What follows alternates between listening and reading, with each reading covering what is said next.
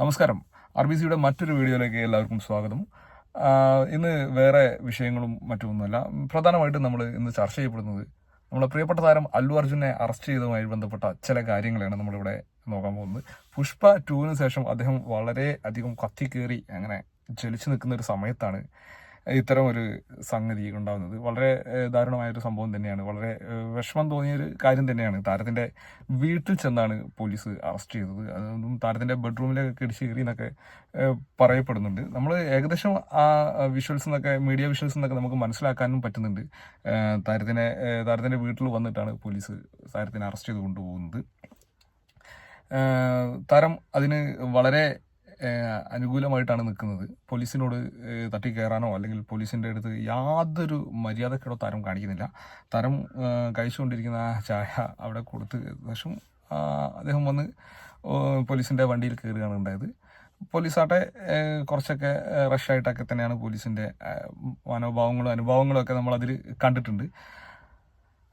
ഞാനിവിടെ പറയപ്പെടുന്ന ഒരു കാര്യം, ചോദിക്കാൻ ആഗ്രഹിക്കുന്ന ഒരു കാര്യം, ഇങ്ങനെ ഈ ഒരു നിയമവ്യവസ്ഥയോട് ഇത്രത്തോളം കൂളായിട്ട് അദ്ദേഹം പെരുമാറുന്നത്, ഇത്രത്തോളം കൂളായിട്ട് അദ്ദേഹം അതിനോട് സഹകരിക്കുന്നു, ആ ഒരു മൈൻഡ് സെറ്റ് നമ്മളാരും കാണാതെ പോയിട്ട് ആ താരത്തിൽ നിന്നുണ്ടായിരുന്ന ഏറ്റവും വലിയൊരു ക്വാളിറ്റിയാണ് അത്. കാരണം നമുക്കറിയാം, നമ്മുടെ നാട്ടിൽ തന്നെ ഒരുപാട് സിനിമാ താരങ്ങളും മറ്റ് ഉന്നത രാഷ്ട്രീയ പ്രവർത്തകരും അങ്ങനെയുള്ള പല ഉന്നതന്മാരും ബിസിനസ് ഉന്നതന്മാരും ഒക്കെ ഒരു കേസുകളിലൊക്കെ പെടുന്നുണ്ട്.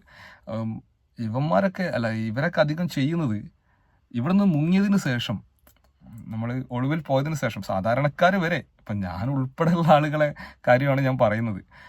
എന്തെങ്കിലും ഒരു കേസ് വന്നു കഴിഞ്ഞാൽ നമ്മൾ ഇവിടുന്ന് മുങ്ങിയതിന് ശേഷം കോടതിയിൽ മുൻകൂർ ജാമ്യമൊക്കെ എടുത്ത് ശേഷമാണ് നമ്മൾ പുറത്തു വരുന്നത്. അതിനൊന്നും അദ്ദേഹം നിന്നിട്ടില്ല. അതിനപ്പുറത്ത് നിൽക്കാൻ പറ്റുമെങ്കിലും അദ്ദേഹം അതൊന്നും ശ്രമിച്ചിട്ടില്ല എന്നുള്ളതാണ് എനിക്ക് തോന്നുന്നതല്ല, നമ്മുടെ കൺമുന്നിലുള്ള കാര്യം. കാരണം അദ്ദേഹത്തിന്റെ വസതിയിൽ തന്നെ ഉണ്ടായിരുന്നു. പോലീസ് അവിടെ വന്നിട്ടാണ് അറസ്റ്റ് ചെയ്തത് അദ്ദേഹത്തിനെ. അദ്ദേഹം വേറെ അങ്ങോട്ട് ഒളിവ് പോകാനോ മറ്റു കാര്യത്തിനൊന്നുമില്ല. പറയപ്പെടുകയാണെങ്കിൽ അദ്ദേഹത്തിന് ഈ രാജ്യം തന്നെ വിട്ടുപോകാനുള്ള കപ്പാസിറ്റിയും കാര്യങ്ങളും എല്ലാം ഉണ്ട്. അതിനു വേണ്ടിയ ചുറ്റുപാടുകളും സംഭവങ്ങളൊക്കെ അദ്ദേഹത്തിന് ഉണ്ടായിട്ട് പോലും അദ്ദേഹം അത്തരം ഒരു കാര്യത്തിലേക്കൊന്നും മുതിർന്നിട്ടില്ല എന്നുള്ളത് എടുത്തു പറയേണ്ട, അല്ലെങ്കിൽ അദ്ദേഹത്തോട് വളരെ ബഹുമാനം തോന്നിപ്പോകുന്ന ഒരു കാര്യമാണ്. മാത്രമല്ല, അദ്ദേഹം ചെയ്ത ഒഫൻസ് എന്താണെന്ന് ചോദിച്ചിട്ടുണ്ടെങ്കിൽ, അദ്ദേഹം പുഷ്പ 2 റിലീസിന് അദ്ദേഹം ഹൈദരാബാദിലൊരു തിയേറ്റർ സന്ദർശിക്കുകയും അദ്ദേഹം സന്ദർശിച്ചതുകൊണ്ട് തന്നെ അവിടെ തിക്കും തിരക്കും ഉണ്ടാവുകയും ആ തിക്കിലും തിരക്കിലും പെട്ട് ഒരു സ്ത്രീ മരിക്കുകയാണ് ഉണ്ടായത്. ഇതാണ് അദ്ദേഹത്തിന് എതിരെ ചാർജ് കൊടുത്ത കുറ്റം. അപ്പം സ്ത്രീ മരിച്ചത് വളരെ ദാരുണമായ സംഭവം തന്നെയാണ്. ഒരു കുഞ്ഞിന് അമ്മയെ നഷ്ടപ്പെട്ടു എന്നൊക്കെ പറയുമ്പോൾ അത് ഭയങ്കര ഒരു ഫാമിലിയിലെ ഒരു അമ്മ അല്ലെങ്കിൽ ആളുടെ ഭാര്യ അതൊക്കെ നഷ്ടപ്പെട്ടു എന്ന് പറയുന്നത് ഭയങ്കര വേദനയുള്ള കാര്യം തന്നെയാണ്. അതിലൊന്നും ഒരു തർക്കവുമില്ല. അപ്പോൾ ആ തിക്കിലും തിരക്കിലും പെട്ട് ആ യുവതി മരിച്ചു എന്നുള്ളത് ഭയങ്കര ഒരു വിഷമമുള്ള കാര്യമാണ്. പക്ഷേ ഈ മരണവുമായിട്ട് ബന്ധപ്പെട്ട് പോലീസ് അല്ലു അർജുനെതിരെ ചുമത്തിയ ആക്ട് വളരെ സെക്ഷൻ 105 ഭാരതീയ നിയമ സംഹിത സംഭവമാണ് ഇപ്പം ചാർജ് കൊടുത്തത്. അതിൽ തന്നെ ആ സെക്ഷന്റെ 105-ന്റെ ആഘാതം എന്ന് പറയുന്നത്, അല്ലെങ്കിൽ അതിൻ്റെ ഒരു സംഭവം എന്താ,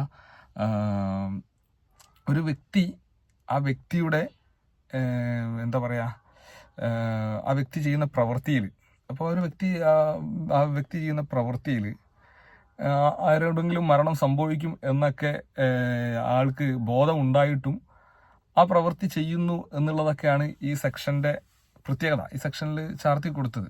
അപ്പോൾ വേറെ ആരെങ്കിലും മരണപ്പെടാൻ സാധ്യത ഉണ്ടെന്ന് അറിഞ്ഞിട്ടും അത് ചെയ്യുക എന്നുള്ള സംഗതിയാണ് എനിക്ക് മനസ്സിലാവാത്തതെന്ന് വെച്ചിട്ടുണ്ടെങ്കിൽ, ഇപ്പോൾ ഇതിൽ പറഞ്ഞ പ്രകാരം ഈ ആള് മരണപ്പെടാൻ സാധ്യത ഉണ്ടെന്ന് എങ്ങനെയാണ് അല്ലു അർജുനും അറിയുന്നത് എനിക്ക് മനസ്സിലാവാത്തത്. അല്ലെങ്കിൽ ഈ വ്യക്തി വരുമ്പോൾ അവിടെ ഇത്രയും തിക്കും തിരക്കും ഉണ്ടാവും, ഓൾറെഡി ആരെങ്കിലും മരണപ്പെടും. ഇതൊക്കെ ആർക്കെങ്കിലും മുൻകൂട്ടി മനസ്സിലാക്കാൻ പറ്റിയ കാര്യമാണോ? സെക്ഷൻ 105-ൽ കറക്റ്റ് അത് പറയുന്നുണ്ട്. ഞാൻ പറഞ്ഞ ഈ കറക്റ്റ് സംഭവം പറയുന്നുണ്ട്. ഞാനത് ഇപ്പോൾ അത് മനസ്സിലാക്കുകയും ഗൂഗിൾ ചെയ്ത് നോക്കുകയും പിന്നെ അതിൻ്റെ പ്രശസ്ത ഭാഗങ്ങളൊക്കെ പരിശോധിച്ചതിന് ശേഷമാണ് ഞാനിവിടെ സംസാരിക്കുന്നത്. നിയമവശങ്ങളും കാര്യങ്ങളും ഇച്ചിരിയൊക്കെ പിടുത്തമുണ്ട്, അല്ലാതെ ഹ്യൂജ് ലെവലിലൊന്നും വലിയ പിടുത്തമൊന്നുമില്ല. പക്ഷെ എന്നാലും അതിലുള്ള കാര്യങ്ങൾ നമുക്കിപ്പോൾ നിയമപുസ്തകങ്ങളും ലോകം തന്നെ നമ്മളെ കൈത്തുമ്പിലാണ്. അപ്പോൾ ആ ഗൂഗിളിൽ സെർച്ച് ചെയ്ത് നോക്കിയ സമയത്ത് മനസ്സിലാക്കാൻ പറ്റിയ കാര്യങ്ങളാണ് ഇതൊക്കെ. അപ്പോൾ എന്താ പറയുക, ഈ ഒരു സംഭവം വെച്ചിട്ടാണ് culpable homicide and not amounting to murder, അതാണ് വ്യക്തമായിട്ട് അതിൽ പറയുന്നത്. അപ്പോൾ എനിക്ക് മനസ്സിലാവാത്തത് വേറൊന്നുമല്ല, ആള് എങ്ങനെയാണ് ഇത് നേരത്തെ മുൻകൂട്ടി. ഇനിയിപ്പോൾ അങ്ങനെ ഓക്കെ, അവിടെ തിക്കും തിരക്കും ഉണ്ടാകും, ഒരാൾ മരണപ്പെടും, അല്ലെങ്കിൽ ആളുകൾ ആരെങ്കിലുമൊക്കെ മരണപ്പെടും എന്നുള്ള തോന്നലുകളൊക്കെ ഉണ്ടെങ്കിൽ, അല്ലെങ്കിൽ ഈ താരം വരുന്നതായിട്ട് ബന്ധപ്പെട്ട് അവിടുത്തെ തെലങ്കാന പോലീസിനെ ആദ്യം വിവരം അറിയിച്ചതാണ്, അല്ലെങ്കിൽ ആ ബന്ധപ്പെട്ട പോലീസ് സ്റ്റേഷനിൽ ആദ്യം വിവരം അറിയിച്ചതാണ്. ഈ പബ്ലിക്കിനെയും ഈ തിക്കും തിരക്കും നിയന്ത്രിക്കേണ്ടത് താരത്തിന്റെ പണിയാണെന്നുള്ളത് ഞാൻ വിശ്വസിക്കുന്നില്ല. എന്തായാലും അതിന് ബന്ധപ്പെട്ട പോലീസ് ഉദ്യോഗസ്ഥരെ ഭാഗത്ത് വന്ന വീഴ്ച, അത് താരത്തിന്റെ മുകളിലിട്ട് പണി കൊടുത്തതൊന്നും വലിയ ശരിയുള്ള ഒരു കാര്യമായിട്ട് തോന്നുന്നില്ല. എന്തായാലും ഇതിൽ എന്തൊക്കെ കളികൾ നടക്കുന്നുണ്ട്. എനിക്ക് തോന്നുന്നു ഇതിൽ ആരുടെയൊക്കെ പ്രത്യേക താല്പര്യങ്ങൾ സംരക്ഷിക്കപ്പെടുന്നുണ്ടോ.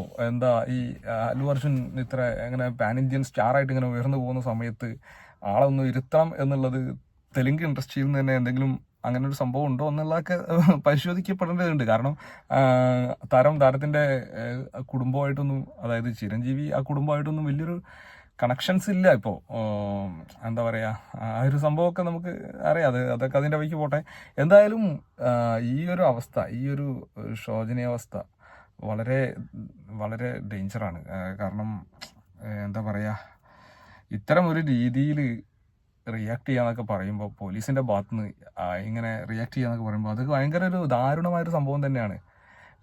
താരത്തിനെ കൊണ്ടുപോവുക, അറസ്റ്റ് ചെയ്യുക, മണിക്കൂറുകൾ ഒരുപാട് നീണ്ടതിന് ശേഷം താരത്തിന് തെലങ്കാന ഹൈക്കോടതിയിൽ നിന്ന് ജാമ്യം ലഭിച്ചു.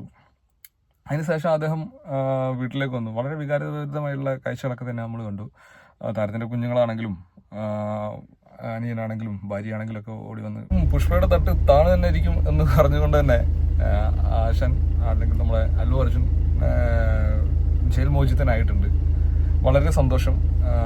താരത്തിനെതിരെ ഇത്തരം വകുപ്പുകളൊക്കെ ചുമത്തിയതിൽ വളരെ സങ്കടമുണ്ട്.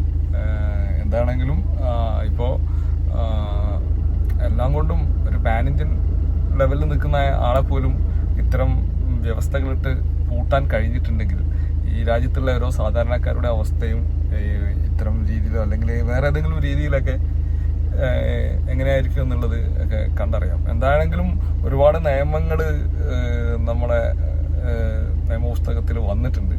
അതിലുള്ളൊരു നിയമമാണ് ഈ അടുത്തിടെ നമ്മുടെ താരത്തിനായി ചാർത്തി കൊടുത്തത് എന്നുള്ളത് മനസ്സിലാക്കാൻ പറ്റുന്നു. നിയമങ്ങളും കാര്യങ്ങളും ഒക്കെ നല്ലതിന് വേണ്ടിയിട്ടാണ്. നിയമങ്ങളൊക്കെ പാലിക്കുക, നിയമങ്ങളൊക്കെ അംഗീകരിക്കുക. എന്തായാലും എല്ലാവരും നിയമവ്യവസ്ഥയിൽ തന്നെ മുന്നോട്ട് പോവുക. അതിന് മാതൃകയായിട്ട് തന്നെ നമ്മുടെ അല്ലു അർജുൻ വലിയൊരു മാതൃക നമുക്ക് കാണിച്ചിട്ടുണ്ട്. എന്തായാലും താരം വന്നതിൽ അതിയായ സന്തോഷം. വീഡിയോ അവസാനിപ്പിക്കുന്നു. ബൈ.